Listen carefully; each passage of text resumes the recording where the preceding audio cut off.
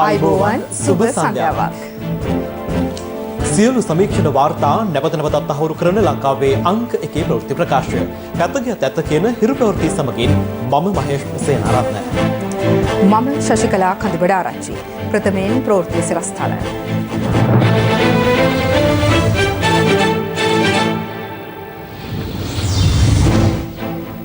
නැගෙනහිර ජැටියේ ගිවිසුම ගැන ඉන්දිය මහ කොමසාරිස්වරයා ජනපති සහ අගමැති හමුවේ යලි සිහිපත් කරයි. වරාය වෙනුවෙන් හඬ නැගුවත් කිසිවෙකුගේ දේශපාලන අතකොළුවක් නොවෙයි. විමල් ඇතුළු පක්ෂ 10ක නායකින් අවධාරණය කරයි.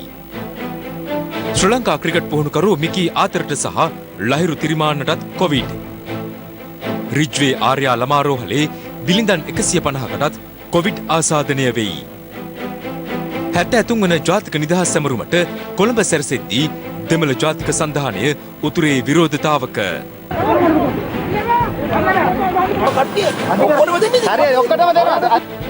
ආනයනය නැවැත්වීම හේතුවෙන් සෙරමික් වෙළඳපොළ කඩා වැටෙයි. මෙරට ඉන්දිය මහ කොමසාරිස් ගෝපාල් බග්ලේ මහතා ජනාධිපති ගෝඨාභය රාජපක්ෂ අග්‍රාමාත්‍ය මහින්ද රාජපක්ෂ සහ විදේශ අමාත්‍ය දිනේෂ් ගුණවර්ධන මහතුරුන් ඊයේ හමු බව ඉන්දිය මහ කොමසාරිස් කාර්යාලය ආරංචි මාර්ග සඳහන් කළා. ද හින්දු පුවත්පත වාර්තා කළේ කොළඹ වරාය සංවර්ධන කටයුතු සම්බන්ධයෙන් මෙහිදී සාකච්ඡාවට ලක් වූ බවයි. දවසේ පුවත කොළඹ වරායේ නැගෙනහිර පර්යන්තයේ සංවර්ධන කටයුතු 100% ශ්‍රී ලංකා වරාය අධිකාරිය යටතේ සිදු කිරීමට කැබිනට් අනුමැතිය හිමිවීමෙන් පසු මෙලෙස මෙරට ඉන්දිය මහ කොමසාරිස්වරයා සහ ජනාධිපතිවරයා අග්‍රාමාත්‍යවරයා හා විදේශ අමාත්‍යවරයා අතර මෙම හමුව සිදුව තිබීම විශේෂත්වයක්.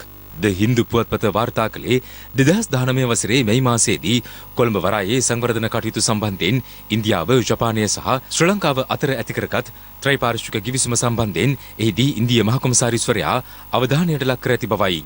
එම ගිවිසුමට අනුව කොළඹ වරායේ උපාය මාර්ගික පර්යන්තයක් ශ්‍රී ලංකා වරාය අධිකාරියට 51%ක අයිතියක් සහ ජපානයට සහ ඉන්දියාවට 49%ක් හිමිවන පරිදි ඒකාබද්ධව සංවර්ධනය කිරීම සඳහා එකඟතාවකට පැමිණ තිබුණා. ඉන්දියාවේ අදානී සමාගම සහ ජපාන සමාගම එක්ව අදාළ ව්‍යාපෘතිය සඳහා ආයෝජනය කිරීමට අපේක්ෂා කර තිබූ මුදල ඇමරිකානු ඩොලර් මිලියන 700ක්. කෙසේ වෙතත් මේ වන විට තීරණය කර ඇත්තේ නැගෙනහිර පර්යන්තය වෙනුවට කොළඹ වරායේ බටහිර පර්යන්තය සඳහා එම ආයෝජන සහයෝගිතාව ලබා ගැනීමටයි. කෙසේ වෙතත් නැගෙනහිර පර්යන්තය සංවර්ධනය කිරීමට දාල ගිවිසුම ඉවත් කිරීම සම්බන්ධයෙන් විකල්ප යෝජනාවක් තවමත් ඉන්දියාවට ලබා දී නොමැති බවයි හින්දු පුවත්පත වැඩිදුරටත් වාර්තා කරන්නේ. ද හින්දු පුවත්පතට අනුව ඉන්දියාව මේ සම්බන්ධව දැනුම්වත් දී ඇත්තේ ඊයේ ප්‍රකාශයට පත් කළ කැබිනට් තීරණ හරහායි. මෙවැනි දැවන්ත ව්‍යාපෘතියක අදාළ ගිවිසුමක් ශ්‍රී ලංකා රජය විසින් ඉවත් කරගත් දෙවන අවස්ථාව මේ බවත් හින්දු පුවත්පත වාර්තා කරනවා. එහි දැක්වෙන්නේ එලෙස ඉවත් කරගත් පළමුවැන්න ජපාන රජය සමග ඇති කරගත් ඇමරිකානු ඩොලර් බිලියන 1.5ක සැහැල්ලු දුම්රිය ව්‍යාපෘතියට දාළ ගිවිසුම බවයි. මේ අතර නැගෙනහිර පර්යන්තය 100%ක් ශ්‍රී ලංකා වරාය අධිකාරිය සතු විය යුතු බවට ස්ථාවරයක සිටි ආණ්ඩුව නියෝජනය කරන දේශපාලන පක්ෂ 10ක නියෝජිතයින්ගෙන් සදුම්ලත් එකමුතුව අද ප්‍රවෘත්ති සාකච්ඡාවක් ඇඳවා තිබුණා. ඉන්දියානු තානාපති කාර්යාලයේ දක්වා තිබෙන ඇතැම් ප්‍රතික්‍රියාවලින් ඔවුන් මේ තත්ත්වය ඉතාම කැමැත්තෙන් පිළිගන්න සූදානමක් තිබෙන බව පේන්නේ නැහැ. නමුත් මොනතරම් අසීරු තත්ත්වයක් වුණත් රටේ ජනතාවගේ අභිවෘද්ධිය පැත්තට රටේ අනාගතයේ පැත්ත හිතලා ජනාධිපතිතුමන් ඒ අසීරු සහ අභියෝගාත්මක තීරණය අරගෙන තිබෙනවා. කවුරුවත් හිතිය යුතු නැහැ අපි කවර පාර්ශවයකවත් දේශපාලන වහලුන් කියලා. අපි 69 ලක්ෂයේ ජනවර්ම ආරක්ෂා කරන්න කැප වෙනවා මිස වෙන කිසි දෙයක් අපේ ප්‍රමුඛතාවය අතරට එන්නේ නැහැ. මේ රටේ පොදු ජනතාව ගෝඨාභය රාජපක්ෂ ජනාධිපතිතුමන් ජයග්‍රහණය කරවීමෙන් පාර්ලිමේන්තුවේ 3/2 බලයක් ස්ථාපිත කර දීමෙන් තබා තිබෙන බලවත් අපේක්ෂාව සඵල කරන්න ජනාධිපතිතුමන්ට තිබෙනවා නම් බාධාවන් මේ බාධාවත් ඉවත් කරලා දෙන්න. ඊට එරෙහිව ආණ්ඩුව තුල හෝ පිටත සිටින සියලුම ප්‍රතිවාදී බලවේග සමග ගැටෙන්න අපි බිය යුතු නැහැ. අපි මේ පක්ෂ 10 ඒ ස්ථාවරයේ ඉන්නවා. ඉන්දියාව මෙතෙන්ට මැදිහත් වෙන්නේ රනිල් වික්‍රමසිංහ මහත්තයා කරපු ඒ විකාර වැඩසටහනේ ප්‍රතිඵලයක් විදියට. දැන් අද ලංකාවේ ඉන්නේ 24 වෙනි ස්ථානයේ ලෝකයේ මේ කන්ටේනර් හැන්ඩල් කරන වරායන් අතර. රටට 2030 ටාගට් එක තමයි ලෝකේ පළවෙනි 10 දෙනා අතරට ලංකාව වෙනවා. මේ වැඩපිළිවෙල තමයි රටට උවමනා කරලා තියෙන්නේ. 2009 දී මහින්ද රාජපක්ෂ මැතිතුමා මෙවැනිම තීන්දුවක් ගත්තා. දැවැන්ත ජාත්‍යන්තර පීඩනයේ හමුවේ රටේ ජනමතයට ගරු කරලා මහින්ද රාජපක්ෂ මැතිතුමා කොටි ත්‍රස්තවාදය අවසන් කළා. ජනාධිපතිතුමාට රාජපක්ෂවරුන්ට ජාත්‍යන්තරයේ පීඩනයට අදත් මුහුණ දෙන්න සිදුවත් එහි ප්‍රතිලාභ රටේ ජනතාව භුක්ති විඳිනවා. ඒ වගේම ගෝඨාභය රාජපක්ෂ මැතිතුමාත් ඒ අඩිපාරේම ගමන් කරමින් ජාත්‍යන්තර සම්බන්ධියාවට වඩා රට අංක එකට තැබීම පිළිබඳ අතිගරු ජනාධිපතිතුමන්ට අපේ ප්‍රණාමය පුද කරන්න මේක අවස්ථාවක් කරගන්නවා. අපිත් ඉන්දියාවත් ජපානයත් අතර යම් එකඟතාවයක ප්‍රශ්නයක් ගැන කතා බහක් ඇති වෙලා ඒකේ වෙනසක් ඇති වුණා නම් ඒකට අවිල්ල හොට දාන්න ඇමරිකානු තානාපතිනියට හේතුවක් ඇත්තේම නැහැ. මේකෙන් පේනවා එක්තරා වෙනත් දෙයක්. භූදේශපාලනික තරංගයක් මේ ප්‍රදේශයේ කලාපයේ තියෙනවා. අන්න ඒ කලාපයේ තියෙන මේ භූදේශපාලනික තරංගයේ අධිරාජ්‍යවාදීන්ගේ උවමනාව යෝජනා කර තිබූ වැඩපිළිවෙලත් එක්ක ගැට ගැසී තිබුණයි කියන එක ඒ අනුව චෙක් කරන්න හිතනවා. ජනාධිපතිවරයා විසින් කළ යුතු මූලික දේ මම හිතන්නේ ජාතික මණ්ඩලයක් පත් කළ යුතුයි. ඒ සඳහා විශේෂයෙන්ම විපක්ෂ නායකවරයාත් අනිත් සියලු පක්ෂත්ගෙන් සැදුම්ලත් රට වෙනුවෙන් රටේ ආරක්ෂාව වෙනුවෙන් මේ සංකීර්ණ තත්ත්වය පැහැදිලි කළා ජාතික මණ්ඩලයක් හදලා ජාතික මණ්ඩලය තුල සාමූහික තීන්දුවකට අපි එන්න ඕන. විපක්ෂයත් මේ සම්බන්ධයෙන් ස්ථාවරව කියන්නට ඕන. මොකද්ද කියන්නේ කියලා. ආණ්ඩු විවේචනය කළ කොහොම හරි බලයට එන නෙමෙයි. විශේෂයෙන්ම දෙමළ ජාතික සන්ධානය වගේ පක්ෂ පටු ජාතිවාදී නොවි මේ රටේ ශ්‍රී ලාංකිකයෝ හැටියට ඒත් මේ ජාතික මණ්ඩලයට ඇවිල්ලා රට වෙනුවෙන් පෙනීදී කියලා බලාපොරොත්තු වෙනවා. මොකද ඒගොල්ලෝගේ රට ඉන්දියාව නෙවෙයි ශ්‍රී ලංකාව වෙන නිසා. විපක්ෂ නායකවරයාගේ මේ පිළිබඳව මේ කියන වාතාවරණයේ තුලදී ඔහුගේ හැසිරීමේ යම් ගැටලු සාගතයක් තියෙනවා නේද? තුමාට රැවුලයි කැඳයි දෙකම බේර ගන්න සිද්ධ වෙලා තියෙනවා. එක පැත්තකින් තුමා හිටිය අමාත්‍ය මණ්ඩලයේ අනුමැතියෙන් තමයි නැගෙනහිර පර්යන්තයේ ඉන්දියාවට ලබා දීමේ ගිවිසුම් වලට එළඹුණේ. ඉතින් එතුමන්ලගේ තීන්දුවක්. ඒකින්ද එතුමාට ඒක විවේචනය කරන්නත් බෑ. ඊළඟට රටේ ජනමතය දැක්කම විවේචනය නොකර ඉන්නත් බෑ. ඒ නිසා අද විපක්ෂ නායකතුමා ඉන්නේ මග හිටියොත් ඕනසී, ගෙදර ගියොත් අඹුනසී වගේ තත්ත්වයක. ගෙදර ගියොත් අඹුනසී කියන එක ගැන එතුමා ගොඩක් හිතනවා. මේ නැගෙනහිර පර්යන්තයේ සිද්ධිය සම්බන්ධයෙන් ඉන්දියා ඔබතුමාලා මේ සටන කර්ත අරගෙන මේක දිනා ගන්න කටයුතු කරා. හැබැයි මේ පොදු ජන පෙරමුණේ යම් පිරිස් කියනවා ඔබතුමාගේ හැසිරීම අනුමත කරන්න බෑ. කැබිනට් සාමූහිකයේ බිඳහෙල්ලා තමයි ඔබතුමා කටයුතු කරේ කියලා. මගේ හැසිරීම ජනතාව අනුමත කරොත් මට ඒ ඇති. වෙන කවුරුවත් ඒක අනුමත නොකරයි කියලා කිසි ප්‍රශ්නයක් නැහැ. 69 ලක්ෂයේ ජනවරමයි අපි. ඒක තමයි ඉදිරිමත්.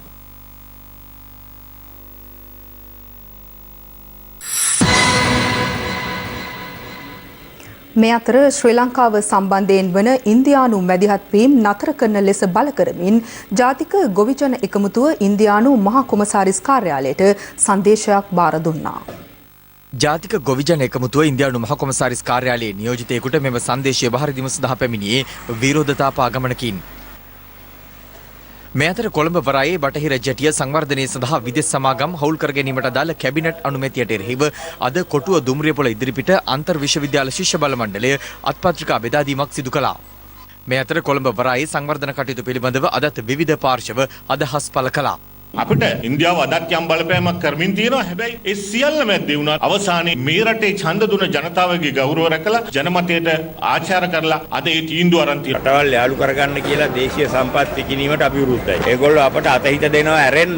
මේ දේවල් කොටා බා ගන්න හදනවා නම් ඒකට අපි ඔළුව නබන්නේ නැහැ. සජිත් අපි ආන යා හම්බන්තොට විකුණනකොට අත ඉස්සුවද නැද්ද? කැබිනට් එකේ හිටියද නැද්ද? සජිත් උත්තර දෙන්න ඕනේ. එයත් පෞගේ එක්සත් ජාතික පක්ෂ පාලන සමයන්හි මේ රටට වෙච්ච අකටයුතුකම් සියල්ල ලංකාවේ වරාය ගනුදෙනු වල 86% මේ රටේ ප්‍රතිපලයන් සිද්ධ වෙන්නේ ඉන්දියාව සමග. ඒ නිසා අපිට මේ වරාය සංවර්ධනයේදී ඉන්දියාව තීරණාත්මක කාරණයක්. ඉන්දියාව අපට ඕනේ නෑ මේ අපිට ওই ඉන්දියාව කිව්වට ඉන්දියාවට යන්න වෙන තැනක් නෑ. මේවා නිකන් සුන්දර කතා. ආණ්ඩුව දෙකට බෙදීම බොහොම පැහැදිලිව සිද්ධ වුණා. වරාය අහිමි කරගත්තා. අද ඉන්දියාවත් අහිමි කරගෙන ජපානයත් අහිමි කරගෙන ටර්මිනල් එකත් අහිමි කරගන්න විතරක් නෙමෙයි මුළු සමස්ත වරායත් තමන්ගේ ආණ්ඩුව කණ්ඩායමත් එකට තියාගන්න බැරි සමගිය බිඳින තැනට පත් කරගෙන හමාරයි. මම එකක් කියන්නට ඕන මේ සටන් පාට වලින් විතරක් රටක් දියුණු කරන්නට බෑ. ටැග්ලයින් වලින් විතරක් රටක් දියුණු කරන්නට බෑ. ප්‍රායෝගිකව ලෝකයේ තියෙන තත්ත්වයට මුහුණ දීලා තරඟකාරී තත්ත්වය තුළ අපි දියුණු වෙන්නට ඕන නම් අපි එකවන්ව මේ තරඟයට මුහුණ දෙන්නට ඕන. ආත්‍යන්තරයට ගැලපෙන ලෙස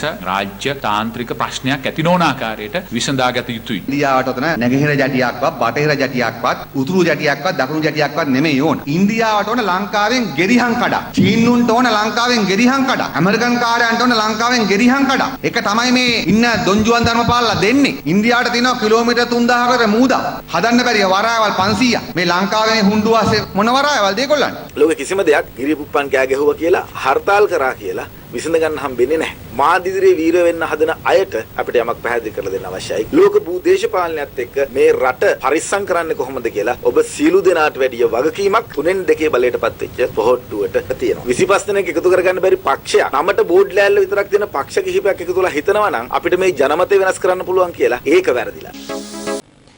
ශ්‍රී ලංකා ක්‍රිකට් ප්‍රධාන පුහුණුකරුට සහ ක්‍රීඩක ලහිරු තිරිමාන්නට කොවිඩ් ආසාදනය වේ තිබෙනවා.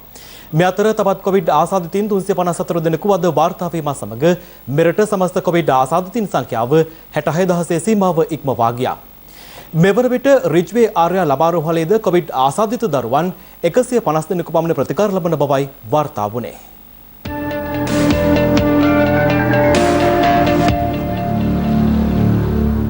ඔබ ඔබේ දරුවන් පිළිබඳව සැලකිලිමත්ද? කොවිඩ් වෛරස ව්‍යාප්තිය තවමත් පහළ නොයන පසුබිමක ඉන් ආරක්ෂා විය යුතු පිරිස අතර වැඩිහිටියන් පිරිසට මෙන්ම දරුවන්ටද විශේෂ ස්ථානයක් හිමිවනවා. නිසි සෞඛ්‍ය මාර්ගෝපදේශ අනුගමනය නොකරමින් ඔබ තවදුරටත් ක්‍රියා කරන්නේ නම් මේ ව්‍යසනයේ මීළඟ ගොදුර ඔබේ දරුවා විය හැකියි. මේ වෙනකොට රිජ්‍ය ආර්ය ළමාරෝහලෙන් කුඩා බිලිඳියන් 150ක පමණ ප්‍රමාණයක් වාර්තා වෙලා තියෙනවා කොරෝනා ආසාදනය ඇති වී බවට. ඒ වගේම මේ දරුවන් සමග පැමිණෙන දෙමාපියන් 100කට ආසන්න ප්‍රමාණයක් වාර්තා වෙලා තියෙනවා කොරෝනා රෝගය වැළඳිලා තියෙනවා කියලා. ඒ වගේම මේක සමාජයට තර්ජනයක්, අපේ කාර්ය මණ්ඩලයට තර්ජනයක්. මේ වගේ අපිට දැන් දෙවෙනි කුඩා දරුවන්ගේ මේ මරණය වාර්තා වෙන්නේ. ඒ කියන්නේ අපිට මේ දරුවා දෙදෙනාගේම මරණ ගැන බැලීමේදී අපිට පෙනී යන්නේ රෝහලට පැමිණීම ප්‍රමාද වීම තමයි ප්‍රධානම කාරණා වෙලා තියෙන්නේ. ඒක නිසා කාරුණිකව සියලුම දෙමාපියන් ඉල්ලා සිටිනවා අනිවාර්යයෙන්ම රෝහල් වලට පැමිණෙන්න. මේ අතර කොවිඩ් ප්‍රතිශක්තිකරණ වැඩසටහන යටතේ ගත වූ දින 5 තුළ 1,18,000කට අධික පිරිසකට කොවිෂීල්ඩ් එන්නත ලබා දී තිබෙනවා.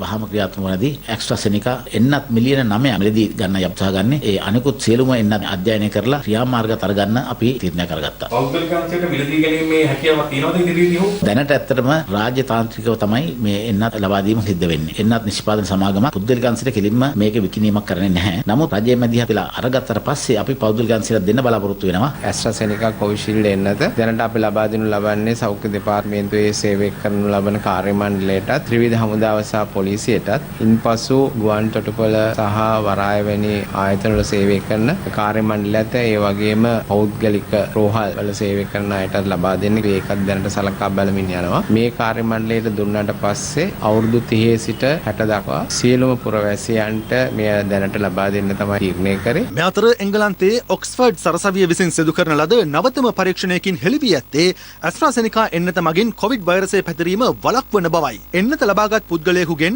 වක්‍රව වෙනත් අයෙකුට වෛරසය ආසාදනය වීම සිදු නොවන බවටද එමගින් තහවුරු වී තිබෙනවා.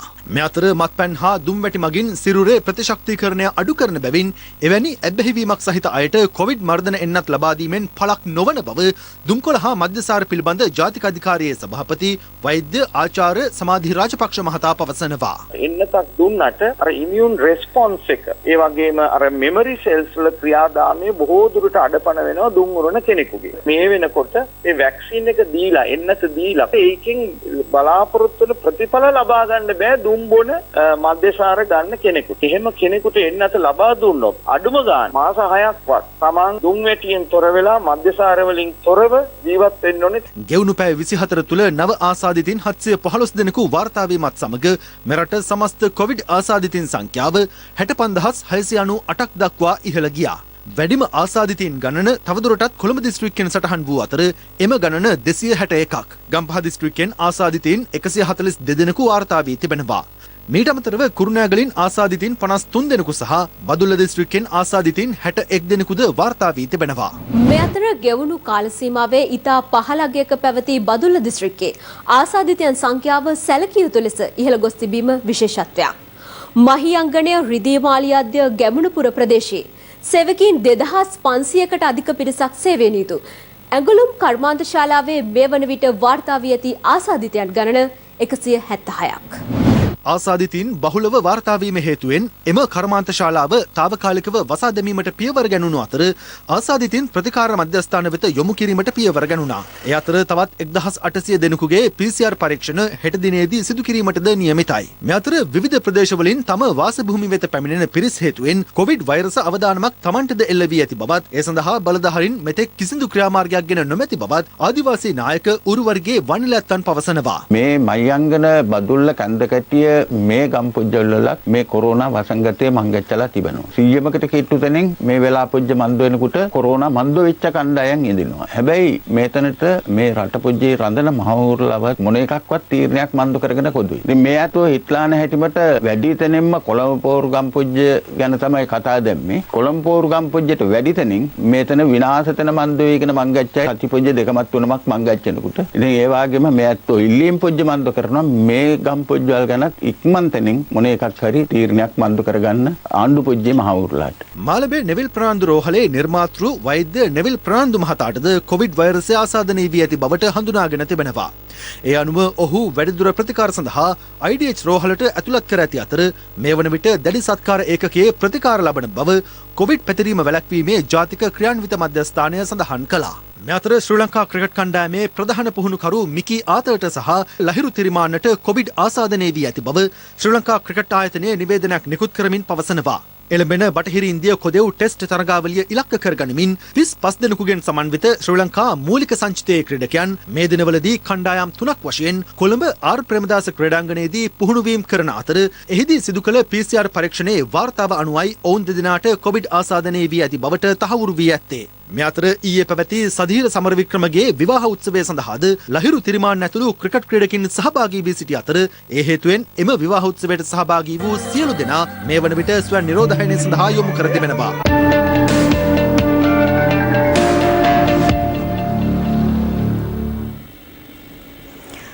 තුන්වැනි රාජ්‍ය නිදහස් දින සැමරුම් උළෙල හෙට කොළඹ නිදහස් චතුරස්‍රයේ කේන්ද්‍ර කරගනිමින් පැවැත්වීමට මෙවන විට සියලු කටයුතු සූදානම්. මෙවර නිදහස් දින සැමරුම පැවැත්වෙන්නේ සෞඛ්‍ය මාර්ගෝපදේශවලට අනුකූලව වීමත් විශේෂත්වයක්. පවතින කොවිඩ් වසංගතය හමුවේ 73 වැනි ජාතික නිදහස් දිනය අභිමානවත් අයුරින් සැමරෙන්නේ සෞඛ්‍ය මාර්ගෝපදේශයන්ට මුල් තැන දෙමින්. ඒ සඳහා වන අවසන් පෙරහුරුව අද පෙරවරුවේ නිදහස් චතුරස්‍ර පරිසරයේදී මෙලෙස පැවැත්වුණා. ජනාධිපති ගෝඨාභය රාජපක්ෂ මහතාගේ ප්‍රධානත්වයෙන් පෙරවරු 7:30ට ආරම්භ කෙරෙන සැමරුම් උළෙල පසුගිය වසරවලදී මෙන්ම ශ්‍රී ලංකා යුද හමුදාවේ සන්නාහ සන්නද්ධ රථ පෙළපාලිය සහ ගුවන් හමුදා සංදර්ශනයක් මෙන්ම විචිත්‍රවත් සංස්කෘතික සංදර්ශනයකින්ද වර්ණවත් වනු ඇති. මෙවර නිදහස් දිනය අභිමානයෙන් සමරන්නේ සෞඛ්‍ය මාර්ගෝපදේශවලට මුල්තන ළමා දෙමින් විශේෂයෙන්ම සඳහන් කරන්න ඕනේ මෙවර පෙළපාලිය සඳහා සංස්කෘතික අංග සහ පාසල් ශිෂ්‍යයන් එක් කර ගැනීම යම් තාක් දුරට සීමා කර තිබෙනවා. විශේෂයෙන්ම ආරාධිතයින් සඳහා ආසන පැනවීම දෙස අවධානය යොමු කළොතින් සෞඛ්‍ය මාර්ගෝපදේශවලට අනුකූලව මේ ආසන පැනවීම සිද්ධ කර තිබෙනවා. ඒ වගේම තමයි මේ පෙළපාලියට සහභාගී වන නිදහස් දින උළෙලට සහභාගී වන සියලුම දෙනා සඳහා PCR පරීක්ෂණ සිදු කිරීමටත් තීරණය කර තිබෙනවා. මේ අතර මෙවර ජාතික නිදහස් දිනය වර්ජනය කරන බව පවසන TNA ඇතුළු දේශපාලන පක්ෂ කිහිපයක් හා සිවිල් සංවිධාන කිහිපයක් ඉල්ලීම් කිහිපයක් මුල් කරගනිමින් සංවිධානය කර තිබූ විරෝධතාවක් අතරතුර තිරුක්කෝවිල් ප්‍රදේශයේදී උණුසුම් තත්ත්වයක් හටගත්තා. ඒ සෞඛ්‍ය මාර්ගෝපදේශ අනුගමනය කරමින් විරෝධතාව සිදු කරන ලෙස නිකුත් කර තිබූ අධිකරණ නියෝගයක් විරෝධතාකරුවන් විසින් බහර නොගැනීම හේතුවෙන් උතුරු නැගෙනහිර යුද්ධයෙන් අතුරුදන් වූවන්ට සාධාරණීයටු කිරීම, දේශපාලන සිරකරුවන් නිදහස් කිරීම, යුද අපරාධ වෙනුවෙන් ජාත්‍යන්තර පරීක්ෂණයක් සිදු කිරීම, නීති විරෝධී බෞද්ධ සිද්ධාස්ථාන ඉවත් කිරීම ඔවුන්ගේ ඉල්ලීම් අතර වනවා. මෙවන් ගැටලු සහගත පසුබිමක ජාතික නිදහස් දිනය සැමරීමට දෙමළ ජනතාවට නොහැකි බවයි විරෝධතාකරුවන් පවසන්නේ.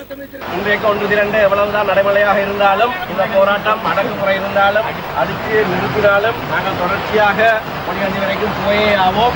ஆகையினாலே அனைத்து உறவுகளும் தயவு செய்து வந்து எங்களோடு சேர்ந்து கொள்ளுங்கள்.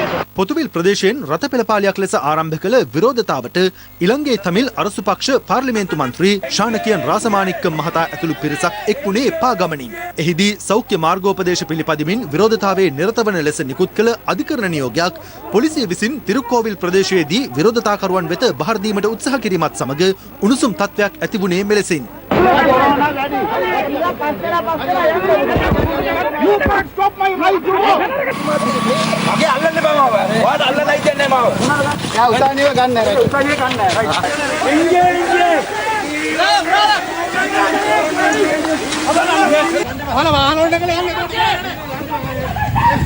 විරෝධතාකරුවන් ඉල්ලා සිටියේ අදාළ අධිකරණ නියෝගය දෙමළ භාෂාවෙන් ඉදිරිපත් කරන ලෙසයි.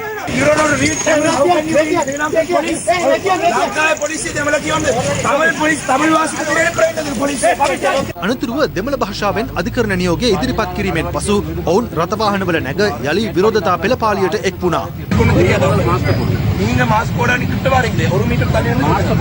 අද ආරම්භ වූ විරෝධතා පෙළපාලිය අවසන් වීමට නියමිතව ඇත්තේ ලබන සෙනසුරාදා යාපනය පොලිකණ්ඩි ප්‍රදේශයෙන්. කෙසේ වෙතත් පවතින කොවිඩ් තත්ත්වය සැලකිල්ලට ගනිමින් ඉදිරි දින 14 තුළ යාපනය අධිකරණ බල ප්‍රදේශයේ විරෝධතා සිදු නොකරන ලෙස යාපනය මහේස්ත්‍රාත් අධිකරණය හිටපු පාර්ලිමේන්තු මන්ත්‍රීවරුන් වන මාවේ සේනාධිරාජා ඊ සරවණ භවන් හිටපු පළාත් සභා මන්ත්‍රී එම්.කේ. සිවාජිලිංගම් ඇතුළු පිරිසකට එරෙහිව වාරණ නියෝගයක්ද නිකුත් කර තිබෙනවා.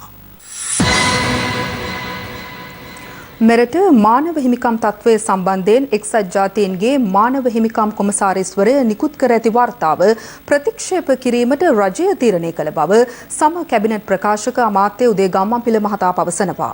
අද කොළඹ පැවති ප්‍රවෘත්ති සාකච්ඡාවකදී අමාත්‍යවරයා මේ අදහස් පළ කළා.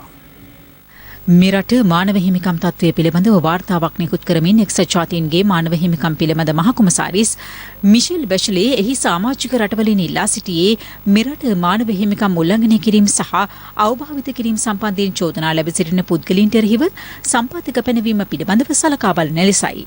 මෙරට මානව හිමිකම් උල්ලංඝනය වීම පිළිබඳ අනතුරුදායක කරුණු රැසක් පසුගිය වසරේදී දක්නට ලැබුණු බවද එම වාර්තාවේ දක්වා තිබෙනවා.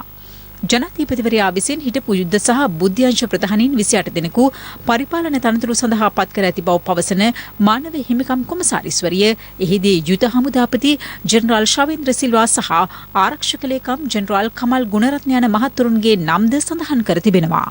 මේ වෙන විට එක්සත් ජාතීන්ගේ මානව හිමිකම් කොමසාරිස්වරයා ඉදිරිපත් කර වාර්තා පිළිබඳ ශ්‍රී ලංකාවේ ප්‍රතිචාරය ලිඛිතව දැනුම් දීලා තියෙනවා. එහි අන්තර්ගතයේ දිනේෂ් ගුණවර්ධන විදේශ අමාත්‍යතුමන් විසින් සමුළුව වීඩියෝ තාක්ෂණය ඔස්සේ අමතන අවස්ථාවේදී ප්‍රසිද්ධ කිරීම තමයි ආණ්ඩුවේ තීන්දුව. සංකල්පීය වශයෙන් කිව්වොත් අයි ප්‍රධාන කාරණා දෙකක් කියලා තියෙනවා. එකක් පිටු 17මාරක් වන වාර්තාවෙන් පිටු 2මාරයි තමන්ගේ විෂයපතයට අදාළ ලියලා තියෙන්නේ. අනිත් ඒවා තමන්ගේ විෂයපතයට පටහැනිව වර්තමාන ආණ්ඩුව පිළිබඳ දිවේශාගත ආකාරයේ වාර්තා සකස් කර තියෙන්නේ. දෙවෙනි කාරණේ තමයි වාර්තාවේ නගා ඇති චෝදනා පිළිබඳ කිසිම පිළිගත හැකි සාක්ෂියක් ඉදිරිපත් කරන්න, ඒ සාක්ෂි ගැන තමන්ගේ මූලාශ්‍ර සඳහන් කරන්න මානව හිමිකම් කොමසාරිස්වරිය අසමත් වෙලා තියෙනවා. මෙන්න මේ කාරණා දෙකම පදනම් කරගෙන මේ වාර්තාව ප්‍රතික්ෂේප කරන්න ආණ්ඩුව තීරණය කළා තියෙනවා. යහපාලන රජයේ සමයේ අධිකරණයට සිදු කළ බලපෑම් සහ දේශපාලන පලිගැනීම් සම්බන්ධයෙන් දේශපාලඥයින් අදත් අදහස් පළ කළා. පහුගිය ආණ්ඩුව එක දීතියක් තිබුණේ නැහැ. දුමින්ද සිල්වා වගේ අපේ පාර්ලිමේන්තු මන්ත්‍රීවරුන්ගෙන් පලිගැනීම් සිදු කරලා ඒ අය ඉස්සරගත කරලා තියෙනවා. එවැනි ජනතාවගේ චනවරම නොසලකා විරුද්ධවාදීන් පලි අරගෙන නීතිය නමල කටයුතු කරපු ආණ්ඩුවක් අද නීතියේ සාධාරණත්වය ඉල්ලනවා. යම්කිසි තත්වයක අසාධාරණයක් කාට හරි සිද්ධ වෙලා තියෙනවා නම් ඒ පිළිබඳ සොයා බැලීමේ ක්‍රමයන් රජයන්ට වගකීමක් හැටියට තියෙනවා. ඉතින් ඒක ප්‍රශ්නයක් නෑ. ඒ නිසානේ ව්‍යවස්ථාවේ තියෙන්නේ යම් කාරණා පිළිබඳ ජනාධිපතිවරයාට සමාව දීමේ හැකියාව තියෙනවා. ඒක හදලා තියෙන්නේ ඒ නිසා. දුමින්ද සිල්වා වගේ කෙනෙක් දිහා බලපුවාම දුමින්ද සිල්වා අපිට හිටපු ශක්තිමත් තරුණ දේශපාලනයේ නායකයෙක්. අපේ ව්‍යාපාරය වෙනුවෙන් අපිට හිටපු ලොකු ශක්තියක්. දුමින්දගේ මේ තීරණය කොච්චර දුරට සාධාරණද නැද්ද කියන මේ කාරණේ එනවා. මට හිතෙන්නේ ජනාධිපතිතුමා දුමින්ද සිල්වා පිළිබඳව අවශ්‍ය විදිහට තුමාට සහනයක් දෙන්න අවශ්‍ය කටයුතු කරයි. හඬපටේ ඔස්සේ ගම්ම්‍ය වෙන්නේ දුමින්ද සිල්වා මැතිතුමාගේ නඩුව සම්බන්ධයෙන් යටකු මන්ත්‍රණයක් තිබිච්චයි කියන කාරණේ. ඉතින් මේ සම්බන්ධයෙන් අපි මේ වෙනකොට ආණ්ඩු පක්ෂ කණ්ඩායම හැටියට අතිගරු ජනාධිපතිතුමන් අපි ඉල්ලීමක් කළා තියෙනවා ඔහුට සාධාරණ ඉෂ්ට කරන්නයි. ඉදිරියේදී දුමින්ද සිල්වා මන්ත්‍රීතුමාට සාධාරණ ඉෂ්ට වේවි කියන දැඩි විශ්වාසයක් අපේ තියෙනවා.